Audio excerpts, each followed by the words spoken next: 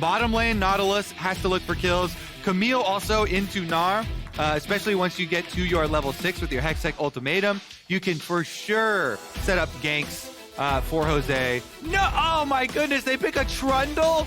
Oh, well, it's not the best of ganking junglers, but it does have its own setup in the Nautilus and Camille. So honestly, maybe it doesn't have to be the best setup ganking jungler. The Trundle, though, is going to have to provide the damage in some of these for the Camille Gnar matchup and for the Nautilus into Yuumi matchup. If they don't get kills, then they are going to fall behind. They are going to lose out again in this game. FlyQuest, let's see if these are the changes necessary. They are more proactive changes for sure. The Camille more aggressive than to the Sejuani, the Nautilus as well here for the bottom lane. But game number 2 against TSM. TSM feeling that they had to make very minor changes in what they're bringing here, but they are up in the series and Spica's ready to defy expectations. I mean, I think most people just perceive us like, you know, we might just lose first round and then just, you know, just bump out. I think we definitely have a decent chance. Now, I want to say making it super far, but I think we were going to put up a fight, and we still got a lot to learn. We have new players on the team, and hopefully just try to exceed expectation, I would say. Oh, they're putting up a fight, all right. They put up... If you're somebody that loves cheese, though, like myself, that just means it's a good play, a very loved one. Some heated up brie on some yummy toasted French bread. Give me that! Delicious. Delicious level 2 red buff ganks. Bottom lane is going to be the next next path here, though, as they split the Scuttle Crabs. And so Trundle's been able to finish up 2 camps ahead, basically, here of the Jarvan because of the extra time spent looking and fishing for the mid lane play. And now Jose looking to try and make his presence felt on top side. Pillar got some heavy chunks onto Solo, frozen domain under, and a hop away from Solo to get under his turret. Yeah. So the pillar placement is pretty difficult, but if he had done that one a little bit closer towards Solo right after he goes for the hop, then you can force the flash. So that's what I'm talking about in Champ Select. We're like, oh man, is this going to be Santorin, Trundle King, perfect pillars, you know, where you actually get the ones like pinning people against walls or instantly reacting to an interrupting hops and stuff like that. This one does not find it on Solo, and so he just hops his way out. And he even wastes some more time there from Jose, places down the ward, finds Jose in the recall. He actually cancels the recall. And this has allowed Spica to fully catch back up on the Jarvan. So both junglers' attempts at ganks, fruitless. Just now reaching level 4 up there and down in bot. Exhaust used onto Johnson. This is kind of what happens when you have Abramu on the Nautilus. When you get that dredge line onto someone, even if you can't follow up for the complete kill, maybe you get some of those summoners. And in this case, 3 have been taken down for TSM's bot lane. Yeah, exactly. That's why I already emphasized in Champ Select. You have to play this aggressive. You have to make plays. You have to get more than summoner spells, though. You need to get kills with the Nautilus pick into the Yuumi lanes. Otherwise, the Yuumi hard outscales you. There's plenty of engage elsewhere on the rest of the TSM comp. So if you allow the Zeri Yuumi to scale up for later without, you know, getting any extra kills down here, punishing these burns, some sweeper coming down over the dragon as well. And TSM already getting, again, vision control first for the setup. We saw how early TSM in game 1 decided to go for it as well, and right now the answer from Maple to 3v3 in mid. Yeah, you know, nice charm! Your good charm into the rest. It's not enough. Has the ultimate, the hook in onto Spica, who can just zoom right on away because he's Jarvan. But you got the ultimate out of Maple. You got the flash. Exactly, and you got the health bars. Chunking down on the health bars, forcing them off of the map, basically secures FlyQuest the objective. So they hit that charm. The charm was a big difference maker there as Takui went in, hits the charm onto Maple, forces the defensive Lissandra ultimate into the defensive flash out. And FlyQuest, they do get the first objective, though no gold secured for themselves, no first blood. So TSM, they're just going to wait on the next round of cooldowns there for Maple to look for their follow-up play. Top lane is still going well again for TSM. Solo up here on the Gnar, trying to push his wave up into the turret. This time around, though, Philip doing this wraparound gank from Spica because there is a ward up here in the middle bush. So Philip has his defenses in place. should not fall prey to this. His wave is pushing away from him, though. And there is Meganar. If he doesn't respect this Meganar, is the only way he could actually turn back around against him. He does have flash. Yep. Into the wall. Okay. Slamming on to a moment, but Oh, the TSM patience! Yeah, maybe trying to figure out exactly where the enemy jungler is. Cataclysm directly onto Philip's head. Answer with a Hextech ultimatum. Can he get enough hits onto Spica? But it isn't. That's first blood for TSM. 2 games in a row. Beautiful patience there from Spica. He gets it, but can he live? He's got no mana. The pillar to knock back. Spica can't go anywhere. They answer with a kill. FlyQuest will get the return kill, and they're going to get the Herald. Well, that was one way to make sure you turn that first blood into an advantage for yourself, taking now their second major objective in this first Rift Herald. Solo somewhat targeted, a wave coming through, frozen domain, slammed down. Solo knows that he's in a dangerous spot, can't do nothing about it, so FlyQuest pick up 2.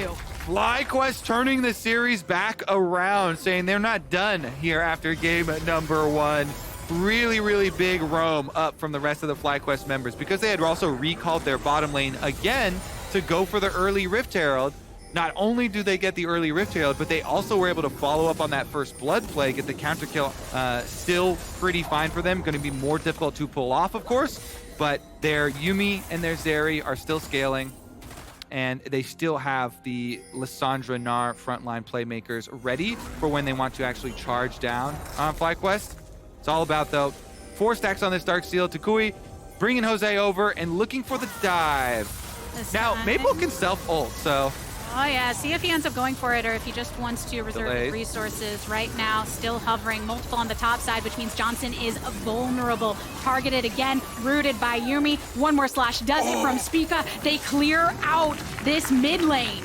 Yuumi ult here makes all the difference, and the heals and speed onto Spica. TSM surgically remove that Sivir, that win condition for FlyQuest. Nice little gank from them. They also denied a bit of minions at the tower, so you get the gold off of killing Sivir. You stop the Sivir farming for a little bit. Keep in range of Philip as he turns towards Mega.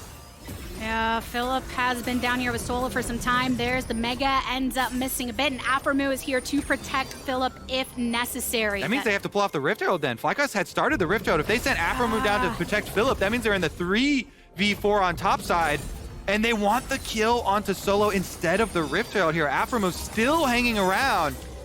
Oh, that'd be so difficult for them to execute, though. You can see that control in that back bush for Solo, too, and he's making sure that he is playing very patiently and not pushing against them. That is really good game sense there from Solo to say, okay, Aphromoo is hanging around here. He's the type of player to look for the kill, the pick onto me, rather than the Rift Herald for the rest of the team. So he backs off. Solo avoids the disaster there of the Nautilus ult coming in, and now TSM. That gives TSM the read. They're here first, going to try to get this lock onto Johnson. The ult is good, and the exhaust here to follow. Solo teleporting in. It came up recently. Instinct with the kill onto Johnson. FlyQuest, Philip having to flash away. Takui's coming from the outskirts, looking for an additional angle, and then Maple popping his ultimate as well. Even in the center of the headset, ultimatum is not enough right now. There's still one down for FlyQuest. TSM going for a Spica, still alive. He's got the cat on his back for a little bit of additional healing, so he can stay in it that much more.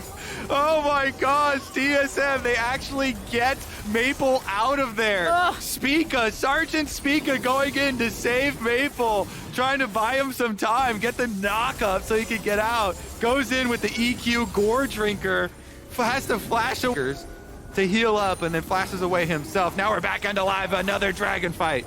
The trust building within the members of TSM paying off, and it'll be tested once again in this fight here. FlyQuest looking for the angle. Solo, the first one onto that hook, and gets immediately popped. Now Spica, the subject of the Hextech ultimatum. Some damage being dished out by Instinct, but Philip gets the kill credit. FlyQuest continue on the pursuit. Instinct is the biggest threat that TSM has. Can't quite connect with the charm, but FlyQuest still had a lot that they were able to pull from that. They create the distance to be able to secure the dragon and are now on soul point. Yeah, the more important team fight.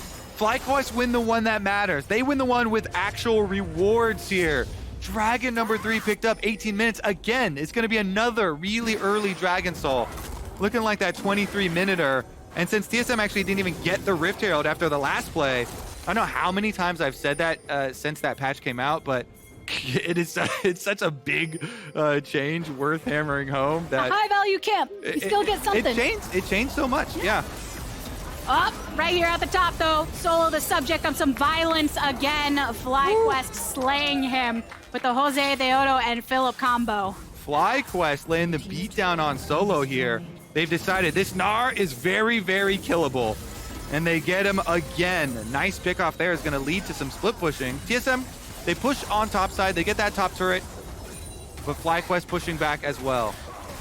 And around the mid lane, so imperative for them. Instinct trying to free fire Spica into the back. Cataclysm flashes out of his own Cataclysm as the double teleports come through for FlyQuest. The burn down onto Instinct. Chime very vulnerable at the slice for the double kill for Johnson. And FlyQuest, they are feeling much more informed. Is Maple gonna find him? He's recalling here. Maple creeping around. Not gonna find him. Too much distance there. Maple does not get the flank off. Again, it's just the kill is too quick here. FlyQuest deleting Instinct and Chime. Fly know where he's coming from. Maple going in, gets the W lockdown, the follow-up again, the charm and the burst to Kui. He is starting to get strong, and you cannot forget about the threat that he poses. The adjustments from FlyQuest this game in this series. More engage versus Lissandra matchup here. He's been roaming around, creating plays for the team. He still has his stopwatch as well. So definitely eyeballs here on this Ahri. Takuri has been extremely consistent for FlyQuest, even in their losses, even when you look at series like that against TL. Making sure to farm up and get strong for the later portions of the game. Philip throwing down some wards, catches out Solo, who was looking for the angle. Going over the wall, Solo looks for Takui. Spica gets fairly burned down by Johnson on the Sivir, but an easy opportunity to disengage. Solo flashing away here. TSM, Dragons up. Front line got chunked out pretty heavily here. They do have the Yuumi healing them up, so if Yuumi can go throw next heal onto Spica. One charm onto Maple, follow up with the orb. Spica isolated by Philip for a moment's time, cannot quite connect with these dredge. There's no Ahri ult, so there is a chance for TSM. Dragon circling into the pit. Yeah, Dragon is already being chunked down, and Spica's in the vicinity. Philip targeting Solo again. Maple in the center of it all. He's healing up in the ultimate. He hits that watch. JOSEDEODO, he's circling over onto the Dragon. See who gets it. All right, it's the Trundle putting in that work, and they burn the rest of TSM down. All in the meantime, House of the Dragon Soul for FlyQuest on this one. And it will be Baron as well. FlyQuest completely flipped the script on TSM. It's almost the complete reverse of game number one. They got the early Dragon Soul. They'll get the Baron.